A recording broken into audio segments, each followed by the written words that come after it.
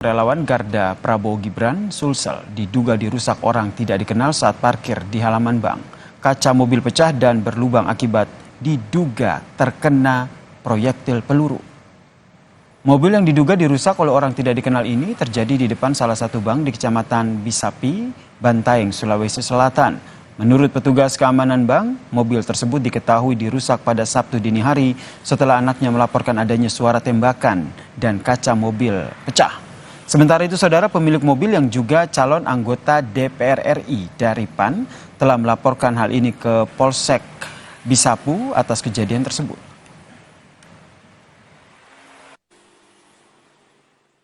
Pagi-pagi hari Jumat, hari Sabtu kemarin, Pak.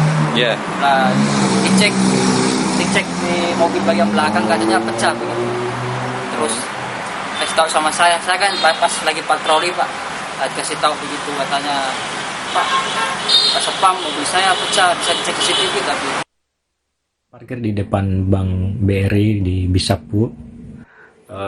Ya mungkin kejadiannya malam atau subuh, pas paginya ditahu oleh adik saya ada semacam retak kaca, terus ada lubang sedikit, ya, kemungkinan besar proyektil peluru. Lalu lapor ke polsek terdekat. Setelah itu ya ke polsek hari ini Inafis turun dan tim dari Polres, setelah Polres untuk mencari tahu apa penyebabnya. Sementara itu,